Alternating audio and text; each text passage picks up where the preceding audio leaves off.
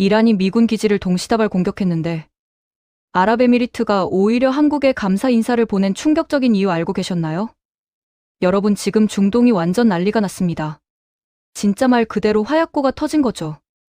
이란 정예 부대인 이슬람 혁명 수비대가 중동 전역에 퍼져 있는 미군 기지들을 향해 미사일과 드론을 엄청나게 쏴댔거든요.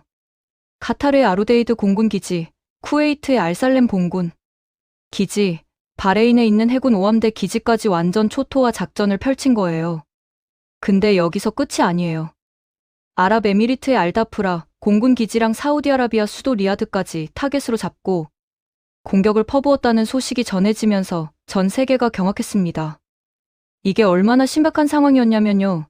아랍에미리트 아부다비에서 미사일을 요격하는 과정에서 떨어진 파편이 죽어 지역을 강타하면서 무고한 민간인 한 분이 목숨을 잃는 비극까지 발생했어요. 진짜 안타까운 일이죠. 이란은 이번 공격을 통해서 확실하게 메시지를 던진 거예요. 너희가 같은 아랍 국가라고? 그거 상관없어. 미국이랑 서방 국가들이랑 친하게 지내는 순간 너희는 우리 적이야. 이런 막무가내식 논리를 노골적으로 드러낸 겁니다. 근데 여기서 진짜 소름 돋는 반전이 나오거든요. 이렇게 엄청난 공격을 받은 아랍에미리트와 사우디아라비아에서 나온 반응이 뭐였는지 아세요? 다행이다. 한국 무기 들여놓길 정말 잘했어. 이런 반응이 나온 거예요. 진짜 미쳤죠? 자기네가 공격받았는데 한국한테 감사 인사를 보내는 이 상황이 믿기시나요? 아랍에미리트 국방부는 공식 성명을 통해서 완전 당당하게 선언했어요. 우리 안보를 위협하는 어떤 시도에도 단호하게 맞설 것이며 우리는 이미 한국과 미국에서 도입한 첨단 무기 시스템으로 강력하게 무장되어 있다. 이게 공격받은 나라가 할 수 있는 말이에요? 보통 같으면 완전 패닉 상태에서 어쩔 줄 몰라 하는 게 정상인데 이렇게 자신감 넘치는 발언을 할 수 있었던 이유가 뭘까요? 바로 우리 대한민국 무기 덕분입니다. 불과 며칠 전까지만 해도 사우디에서 열린 중동 최대 규모 방산 전시회에서 한국산 대공 무기랑 지상 무기들에 대한 비공식 계약이 줄줄이 체결되고 있었거든요. 그리고 인도네시아가 배신 때리면서 난항을 겪고 있던 우리 자랑 KF-21 전투기에 대해서도 사우디랑 아랍에미리트가 완전 적극적으로 구해 작전을 펼치고 있어요. 심지어 이 친구들이 뭐라고 했는지 아세요? 우리 국기 달아주세요. 제발요. 이 정도로 애원하는 수준이라고요. 지금 한국 방위 산업이 단순히 물건 파는 수준이 아니라 중동 전체의 안보를 책임지는 핵심 파트너가 된 거예요. 전쟁과 분쟁을 억제하는 진짜 평화 유지군 역할을 하고 있다는 거죠. 가슴이 웅장해지지 않나요? 자, 그럼 이제 본격적으로 숫자 얘기를 해볼까요? 아랍에미리트가 최근에 우리랑 맺은 방산 계약 규모가 얼마인지 아세요? 한국 돈으로 환산하면 100조 원이 훌쩍 넘는 650억 달러예요. 650억 달러요. 이게 단순히 무기만 파는 계약이 아니라 설계부터 인력, 교육, 유지 보수까지 전 과정을 아우르는 진정한 전략적 파트너십이라는 게 핵심이에요. 350억 달러치는 직접 무기를 수입하고 나머지 300억 달러는 기술 협력이랑 공동 개발에 투자한다는 거거든요. 재밌는 건 이 계약을 성사시키는 과정에서 뒷이야기가 있어요. 회의 장소에서 두바이 유명 과자를 같이 나눠 먹으면서 완전 화기애애한 분위기 속에서 협상이 진행됐다고 하더라고요. 외교 협상이 이렇게 즐거울 수가 있나 싶을 정도로 서로가 윈윈하는 거래였던 거죠. 근데 이번 이란 공격에서 진짜 주목할 만한 게 뭐냐면요. 미국산 패트리어트가 아니라 우리 한국의 천궁2가 주력으로 활약했다는 거예요. 천궁2는 LIG 넥스원이랑 하나가 합작해서 만든 중거리 지대공 유도 무기 체계인데 이게 진짜 K방산의 결정체라고 할 수 있어요. 2022년에 아랍에미리트가 도입했을 때만 해도 단일 무기 수출로는 국내 최대 규모였거든요. 이번 실전에서 천궁2가 보여준 성능이 어땠는지 아세요? 이란이 쏘아댄 미사일이랑 드론들을 깔끔하게 요격해냈어요. 완벽한 방어막을 쳐준 거죠. 전 세계 방산 업계가 이 결과를 보고 완전 발칵 뒤집혔어요. 한국 무기가 실전에서도 이 정도 성능을 발휘한다고? 이런 반응이 쏟아진 거예요. 실전 검증이라는 게 방산 시장에서 얼마나 중요한지 아시죠? 아무리 스펙이 좋아도 실제 전투에서 써보지 않은 무기는 신뢰도가 떨어지는 게 사실이거든요. 근데 천궁2는 이번에 완벽하게 증명해버린 거예요. 나 진짜 제대로 작동해. 믿어도 돼. 이렇게요. 이 소식이 퍼지자마자 중동 지역 다른 나라들도 완전 난리가 났어요. 우리도 천궁2 사고 싶은데요. 이런 문의가 빗발치기 시작한 거죠. 전문가들은 이번 실전 경험을 바탕으로 더 상위 체계인 장거리 지대공, 유도 무기 LSAM까지 협력 범위가 확대될 거라고 보고 있어요. 아예 한국산 무기랑 레이더, 유지 보수 시스템까지 포함된 통합 방공 패키지로 중동 하늘을 도배하게 될 거라는 전망이 지배적이에요. 실제로 LIG 넥스원은 아랍에미리트 현지 업체랑 합작 회사 설립을 추진하고 있어요. 기술 이전이랑 현지 생산을 전제로 한 이런 협력 모델이 왜 중요하냐면요. 단순히 한번 팔고 끝나는 게 아니라 그들의 안보 시스템 자체를 한국산으로 묶어버리는 엄청난 전략적 효과가 있기 때문이에요. 한번 우리 시스템에 묶이면 계속 업그레이드도 우리한테 받아야 하고, 부품도 우리한테서 사야 하고, 교육도 우리한테 받아야 하거든요. 완벽한 생태계 구축인 거죠. 그리고 KF-21 전투기 얘기를 안 할 수가 없죠. 이거 진짜 재밌는 게 인도네시아가 배신 때리면서 난항을 겪고 있잖아요. 근데 아랍에미리트랑 사우디가 완전 적극적으로 나서면서 상황이 역전된 거예요. 오히려 인도네시아가 배 아파할 상황이 된 거죠. 아랍에미리트 공군 대표단은 이미 한국항공우주산업본사를 방문해서 시제기에 직접 탑승했어요. 그것도 시험 비행까지 마쳤다고요. 사우디 역시 자기네 국기 달고 시험 비행 진행하면서 강력한 도입 의지를 보였고요. 이게 얼마나 대단한 일인지 아세요? 개발이 완전히 끝나지도 않은 다른 나라. 전투기에 외국인이 탑승하는 건 전투기 판매 역사상 거의 유례가 없는 일이거든요.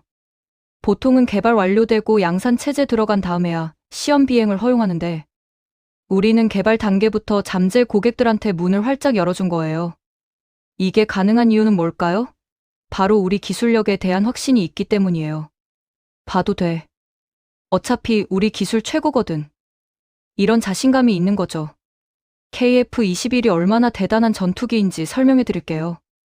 이건 우리가 미국이랑 공동 개발한 4.5 세대 전투기예요. 스텔스 기능도 있고 초음속 순항 비행도 가능하고 레이더 성능도 완전 압도적이에요. 가격은 대당 1,000억 원 정도 하는데 이게 비싸 보이지만 사실 같은 급 전투기들이랑 비교하면 가성비가 미친 수준이거든요. 미국 F-35가 2,000억 원 넘게 하는 거 생각하면 KF-21은 거의 반값에 비슷한 성능을 제공하는 거예요. 게다가 미국 전투기는 유지 보수 비용도 엄청나게 들고 부품 하나 바꾸는데도 미국 허락을 받아야 하는 경우가 많아요. 근데 KF-21은 우리가 직접 관리할 수 있고 기술 지원도 훨씬 유연하게 해줄 수 있거든요. 중동 국가들이 왜 이렇게 KF-21에 목을 매는지 이제 이해가 되시죠? 성능도 좋고 가격도 합리적이고 기술 지원도 확실하니까요. 여기에 정치적인 이슈도 없어요.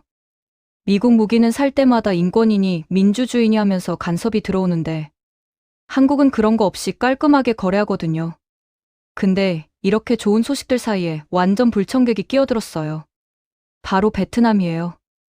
베트남이 우리 K9 자주포 20문을 수입하겠다고 나선 건 좋은데 그 과정에서 완전 황당한 요구를 하기 시작한 거예요. 베트남이 뭐라고 했는지 아세요? 호주랑 폴란드한테 기술 이전해주고 현지 생산 허락해줬잖아요. 우리한테도 K9 자주포의 핵심 군사 기밀이랑 첨단 기술 다 넘겨주세요. 이게 말이 돼요? 호주랑 폴란드는 우리 동맹국이고 민주주의 국가잖아요. 근데 베트남은 여전히 공산당 일당 독재 체제를 유지하고 있는 나라예요. 겉으로는 자본주의를 표방하지만 국가가 모든 토지를 소유하고 언론 자유도 없고 정치적 반대 세력은 탄압받는 나라거든요. 이런 나라한테 우리 핵심 군사 기술을 넘겨준다? 이건 완전 자살행위예요. 베트남의 속내가 뭔지 너무 빤해요. 3억 달러 정도의 적은 금액으로 무기 몇 개 사겠다고 하면서 실제로는 한국의 핵심 전력 기술을 모조리 손에 넣으려는 거죠. 영국 BBC도 이 문제를 지적했어요. 왜 공산 국가인 베트남이 한국 무기를 사려 하는가? 이런 제목으로 기사를 냈는데 중국을 견제하려는 공통된 이해관계 때문에 계약이 성사될 수는 있지만 여전히 경계해야 할 대상이라고 짚었거든요. 지금 KF-21 가격이 대당 1,000억 원을 호가하는 상황이에요. 만약 우리가 베트남한테 기술을 넘겨주면 뭐가 일어날까요? 그 친구들이 나중에 몰래 역설계해서 무기를 복제하거나 그 소중한 도면이 중국이나 러시아, 심지어 북한으로 흘러 들어갈 수도 있어요. 이게 기우냐고요? 전혀 아니에요.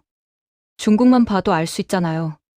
과거 러시아 전투기 수호의 27을 무단 복제해서 제11, 제15, 제16 이렇게 자기네 전투기를 만들어냈어요. 미국 설계도도 해킹해서 F-35 짝퉁인 제20, 제31을 개발했고요. 이게 공산 국가들이 하는 짓이에요. 베트남도 마찬가지예요. 그동안 주로 러시아 무기를 써왔지만 중국과의 영토 분쟁이나 미국 제재 문제, 그리고 우크라이나 전쟁에서 러시아 무기가 완전 개박살 나는 걸 보고 급하게 노선을 갈아타려는 거거든요. 근데 그 과정에서 한국 기술을 훔쳐가려는 시도를 하고 있다는 거죠. K9 자주포가 얼마나 대단한 무기인지 아세요? 이건 우리가 과거 미국 무기를 도입해서 쓰던 서름에서 벗어나려고 피나는 노력 끝에 국산화에 성공한 보물이에요. 사거리 50km의 분당 6발 발사 속도, 자동 장전 시스템까지 갖춘 세계 최고 수준의 자주포거든요. 폴란드가 이 무기를 보고 완전 반해서 1000문이 넘게 주문했어요. 1000문이요? 이게 얼마나 대단한 거냐면 폴란드 육군 전체를 우리 K9으로 무장시키겠다는 거예요. 호주도 마찬가지고요. 이런 민주주의 동맹국들한테는 기술 이전도 해주고 현지 생산도 허락해줄 수 있어요. 왜냐하면 믿을 수 있으니까요. 근데 베트남? 안 돼요. 절대 안 돼요. 빨간 바탕에 노란 별 그려진 국기 쓰는 나라들은 항상 경계해야 해요. 이건 이념의 문제가 아니라 실질적인 안보의 문제거든요. 실제로 우리 한국항공우주 산업이 해킹 공격을 받았던 사건도 있었어요. 누가 했는지는 공식적으로 밝혀지지 않았지만 전문가들은 중국 배후 세력으로 추정하고 있어요. KF-21 설계도를 훔치려고 시도한 거죠. 다행히 우리 보안 시스템이 막아냈지만 이게 얼마나 위험한 상황인지 알 수 있잖아요. 지금 이 순간에도 우리 기술을 노리는 나쁜 놈들이 전 세계 곳곳에 있어요. 그러니까 우리가 더욱더 철저하게 기술 보안을 지켜야 하는 거예요. 돈 버는 것도 중요하지만 정도가 있는 법이에요. 우리의 소중한 기술을 단순히 돈 몇 푼에 팔아넘겨서는 안 된다는 거죠.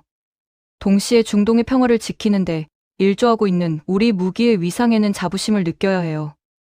천궁2가 이란의 미사일을 막아낸 그 순간, K9이 폴란드 평원을 지키고 있는 그 순간, KF-21이 중동 하늘을 날아다닐 그 순간을 상상해보세요. 가슴이 뿌듯하지 않나요? 우리 무기가 단순히 파괴적인 수단이 아니라 진정한 평화를 유지하는 억제력으로 작용하고 있다는 게 중요해요. 강한 무기를 가진 나라가 전쟁을 일으키는 게 아니라 강한 무기를 가진 나라가 전쟁을 억제하는 거거든요. 이게 바로 평화를 지키는 진짜 방법이에요. 지금 전 세계 방산 시장에서 한국의 위상이 어느 정도인지 아세요? 미국, 러시아, 중국 다음으로 우리가 네 번째예요. 근데 실질적인 기술력으로 따지면 러시아랑 중국은 이미 뛰어넘었다고 봐야 해요. 우크라이나 전쟁에서 러시아 무기가 얼마나 형편없는 성능을 보여줬는지 전 세계가 봤잖아요. 중국 무기는 아직 제대로 된 실전 검증도 못 받았고요. 그러니까 실질적으로는 우리가 미국 다음으로 2위라고 볼 수 있어요. 이게 얼마나 대단한 성과인지 아세요? 불과 30년 전만 해도 우리는 미국 무기 수입하느라 허덕이던 나라였어요. 전투기도 미국 거 사고, 탱크도 미국 거 사고, 자주포도 미국 거 사고 이랬거든요. 근데 지금은요? 우리가 전투기 만들어서 팔고, 탱크 만들어서 팔고, 자주포 만들어서 팔아요. 게다가 우리 무기가 세계 최고 수준이라는 평가를 받고 있어요. 이게 가능했던 이유는 뭘까요? 첫 번째, 우리나라 엔지니어들의 기술력이에요. 정말 피땀 흘려가면서 개발한 거거든요. K 탱크 만들 때도 얼마나 고생했는지 몰라요. 파워팩 개발하느라 수십억 원 날리고, 포탑 설계하느라 밤샘 작업하고, 장갑 테스트하느라 사막까지 가서 실험하고 이랬어요. 두 번째, 정부의 전폭적인 지원이에요. 방위 산업을 국가 전략 산업으로 육성하면서 연구, 개발비를 엄청나게 투자했거든요. 덕분에 우리 기업들이 마음껏 기술 개발에 매진할 수 있었어요. 세 번째, 실전 경험이에요. 우리는 아직도 휴전 상태인 나라잖아요. 북한이라는 적이 바로 옆에 있기 때문에 우리 무기는 무조건 실전에서 작동해야 해요. 그래서 개발할 때부터 실전성을 최우선으로 고려하거든요. 이게 다른 나라 무기들과의 차별점이에요. 네 번째, 가성비예요. 우리 무기는 성능은 미국 무기 수준인데 가격은 훨씬 저렴해요. 게다가 애프터 서비스도 훌륭하고 기술 지원도 적극적으로 해주니까 구매자 입장에서는 안 살 이유가 없는 거죠. 다섯 번째, 정치적 중립성이에요. 미국 무기는 살 때마다 정치적 조건이 붙어요. 인권 개선해라, 민주주의 강화해라, 이거 하지 마라, 저거 하지 마라. 이런 식으로 간섭이 들어오거든요. 근데 한국은 그런 거 없이 깔끔하게 거래해요. 이게 중동이나 동남아 국가들한테는 엄청난 장점이에요. 이런 이유들 때문에 지금 전 세계가 한국 무기를 찾고 있는 거예요. 폴란드는 K2 탱크 1000대, K9 자주포 1000문, 천무 다연장 로켓 72문을 주문했어요. 총액이 무려 15조 원이 넘어요. 단일 수출 계약으로는 역대 최대 규모죠. 호주도 K9 자주포를 대량 주문했고, 노르웨이는 K2 탱크를 도입하기로 했어요. 이집트는 K9 자주포랑 비오 복합 자주 대공포를 샀고, 루마니아도 K9에 관심을 보이고 있어요. 근데 진짜 대박은 따로 있어요. 사우디아라비아가 K2 탱크 생산 라인을 통째로 사가겠다고 나선 거예요. 현지에 공장 짓고 직접 생산하겠다는 건데, 이게 얼마나 대단한 일인지 아세요? 탱크 생산 라인을 수출한다는 건 단순히 무기를 파는 게 아니라 기술 전체를 이전하는 거거든요. 보통 방산 선진국들은 절대 생산 라인을 안 팔아요. 왜냐하면 그거 팔면 자기네 독점이 깨지니까요. 근데 우리는 믿을 수 있는 동맹국한테는 과감하게 기술 이전도 해주고 생산 라인도 넘겨주는 거예요. 이게 바로 한국 방산의 경쟁력이에요. 물론 아무나 주는 건 아니에요. 폴란드, 호주, 노르웨이, 사우디 이런 나라들은 다 민주주의 국가고 우리랑 우호 관계를 유지하고 있는 나라들이잖아요. 이런 나라들한테는 적극적으로 협력하는 거죠. 근데 베트남처럼 봉산 국가가 와서 우리한테도 기술 넘겨달라고 하면 안 돼요. 절대 안 돼요. 이건 단순히 이념의 문제가 아니라 국가 안보의 문제예요. 우리 기술이 북한이나 중국으로 흘러 들어가면 그게 결국 우리를 겨냥하는 무기가 될 수도 있거든요. 실제로 중국이 한국 기술을 빼내려고 얼마나 많은 시도를 했는지 아세요? 우리 방산 기업 직원들한테 접근해서 돈 주고 정보 빼내려 하고 해킹으로 설계도 훔치려 하고 심지어 우리 기업을 통째로 인수하려는 시도까지 했어요. 다행히 우리 정부가 외국인 투자 심사를 강화하면서 이런 시도들을 막아냈지만 아직도 위험은 도처에 널려 있어요. 그래서 우리가 더욱 철저하게 기술 보안을 지켜야 하는 거예요. 천궁2 얘기를 좀 더 해볼게요. 이 무기가 얼마나 대단한지 제대로 알려드릴게요. 천궁2는 사거리 40km의 고도 20km까지 요격 가능한 중거리 지대공 유도 무기예요. 능동 위상 배열 레이더를 장착해서 동시에 여러 표적을 추적하고 요격할 수 있거든요. 이게 무슨 뜻이냐면요. 적이 미사일을 여러 발 동시에 쏘더라도 다 막아낼 수 있다는 거예요. 실제로 이번 이란 공격 때도 그랬잖아요. 이란이 미사일이랑 드론을 동시다발적으로 쏘아댔는데 천궁2가 깔끔하게 막아낸 거죠. 미국 패트리어트랑 비교하면 어떨까요? 성능은 비슷하거나 오히려 일부 부분에서는 더 나아요. 근데 가격은 훨씬 저렴하고 유지 보수도 훨씬 쉬워요. 게다가 우리가 직접 만들었으니까 업그레이드도 자유롭게 할 수 있고요. 이스라엘의 아이언 돔도 유명하잖아요? 근데 아이언 돔은 단거리 로켓 요격용이에요. 사거리가 70km밖에 안 돼요. 반면 천궁2는 중거리 미사일까지 요격 가능하니까 방어 범위가 훨씬 넓은 거죠. 그리고 우리는 장거리 지대공 유도 무기 LSAM도 개발하고 있어요. 이건 사거리가 150km가 넘어요. 이게 실전 배치되면 한반도 전체를 방어할 수 있는 완벽한 방공망이 구축되는 거예요. 단거리는 비오 복합 자주 대공포, 중거리는 천궁2, 장거리는 LSAM. 이렇게 3단계 방어 체계를 갖추게 되는 거죠. 이게 바로 한국형 미사일 방어 체계 KAMD예요. 근데 이게 단순히 우리나라만 지키는 게 아니라 이제는 중동까지 지키고 있잖아요. 아랍에미리트가 천궁2로 이란 미사일을 막아낸 게 그 증거예요. 우리 기술이 세계 평화에 기여하고 있는 거죠. 소름 돋지 않나요? KF-21 얘기도 좀 더 해야겠네요. 이 전투기가 왜 중요한지, 왜 전 세계가 주목하고 있는지 제대로 설명해 드릴게요. KF-21은 4.5 세대 전투기예요.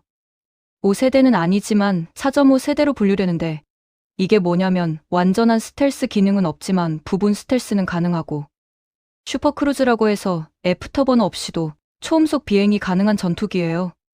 현재 4.5 세대 전투기로 분류되는 게 미국의 F-15EX, F-슈퍼호넷, 러시아의 수호이 3호, 유럽의 유로파이터 타이푼, 프랑스의 라팔 정도예요. 근데 이 중에서 수호의 3호는 우크라이나 전쟁에서 완전 개박살 났고, 유로파이터랑 라팔은 가격이 너무 비싸요. 그러니까 실질적으로 선택지가 미국 전투기 아니면 KF-21인 거죠. 근데 미국 전투기는 정치적 조건이 까다롭고, 가격도 비싸니까 자연스럽게 KF-21로 관심이 쏠리는 거예요. 재밌게 보셨다면 구독과 좋아요, 알림 설정 부탁드립니다.